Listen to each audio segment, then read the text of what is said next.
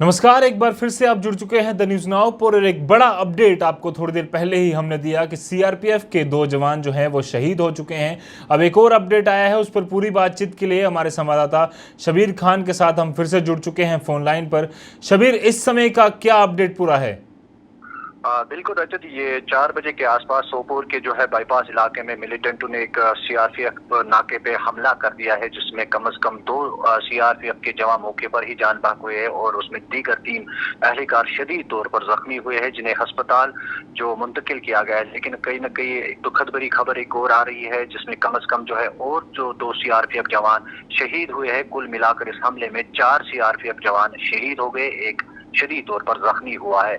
और कहीं ना कहीं अगर हम इस वक्त की अपडेट आप अपने नाज़रीन तक पहुंचाएंगे, वहां पर जो है CRPF, Jammu Kashmir police, SOG और 22 आरआर ने पूरे इलाके को कॉर्डन में लेकर जो है उसी वक्त तलाशी अभियान शुरू किया है। लेकिन अभी भी वो सर्च ऑपरेशन चल रहा है। कहीं ना कहीं ऐसा लग रहा है कि जो मिलिटेंट्स है वो उनकी तादाद, हमारे पास जो सूत्रों के हवाले से खबर आ रही है, 2 से लेकर 3 मिलिटेंट आए थे जिन्होंने फोर्सेस इस पार्टी पर हमला किया है। उस हमला करने के बाद वो तुरंत उस जाए मौके पर फरार हुए। लेकिन कहीं ना कहीं ऐसा लग रहा है कि सूत्रों के हवाले से हमारे पास खबर आ रही है, जिस हिसाब से जिस तरह से सिक्योरिटी फोर्सेस ने तुरंत आकर कार्रवाई की, मतलब उस इलाके को घेराबंदी की, ऐसा लग रहा है कि कहीं ना कहीं मिलिटेंट भी ट्रैप हुए हैं। अभी ये कंफर्म नहीं है, ये इस सूत्रों के हवाले से हमारे पास खबर आ रही है, क्योंकि लगातार वहां पर एनफोर्समेंट बुलाई जा रही है और वहां पर जो है लाइट्स भी इंस्टॉल की गई है। जी जी बिल्कुल शबीर, एक बड़ा अपडेट जो है आज का आया है, जिसमें कि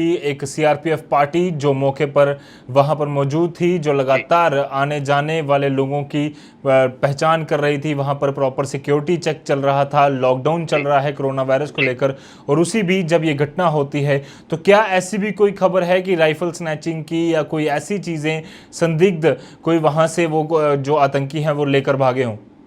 नहीं, देखिए रजत, ये जो अटैक हुआ है, ये 179 का सीआरपीएफ का बटालियन वहां पे जो है तैनात की गई थी। उनकी जो है जो वहां पे एक पार्टी तैनात की गई थी कोविड-19 के हवाले से, लॉकडाउन के हवाले से, क्योंकि लोग जो वहां पे है बाहर आ रहे थे, क्योंकि लगातार हम कई बार जो है लगातार अपने दर्शकों तक जो है लॉकडाउन की तस्वीरें पहुंचा रहे हैं, जहां पर सीआरपीएफ और जम्मू कश्मीर पुलिस नाके लगा रहे हैं, वहां रिस्ट्रिक्शन लगाई गई थी। तो इसी बीच मिलिटेंटों ने उस पर जो हमला किया है। और रही बात जो आपने वेपन स्नैचिंग की बात की है, ऐसा कोई वेपन स्नैचिंग की खबर हमारे पास नहीं आ रही है, क्योंकि वो तुरंत हमला करने के बाद जाए वारदात से जो हमलावर के फरार हुए थे।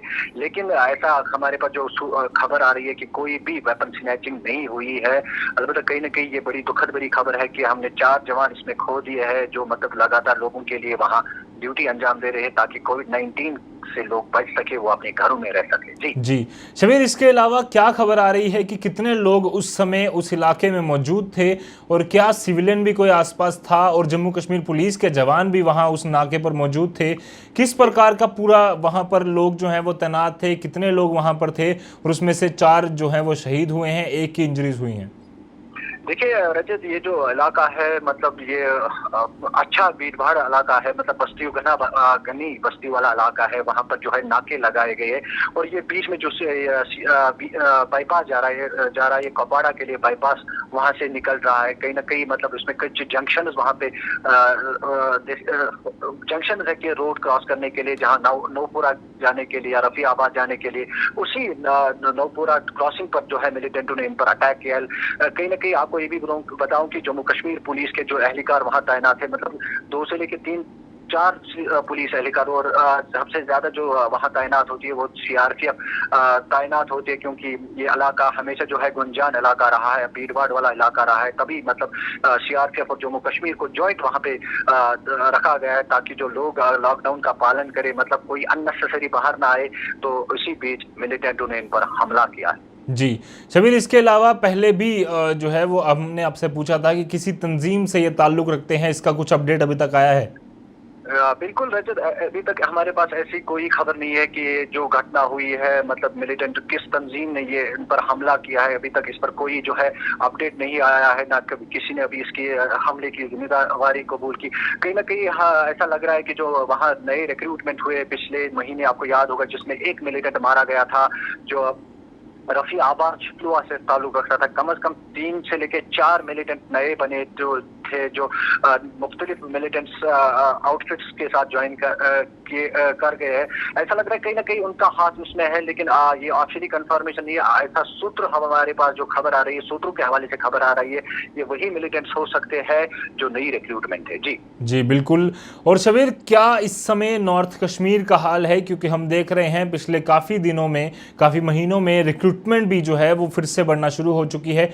इसको रोकने के लिए अब जम्मू कश्मीर पुलिस और जो बाकी सिक्योरिटी फोर्सेस हैं वो किस तरह से ऑपरेशंस तेज कर रही हैं?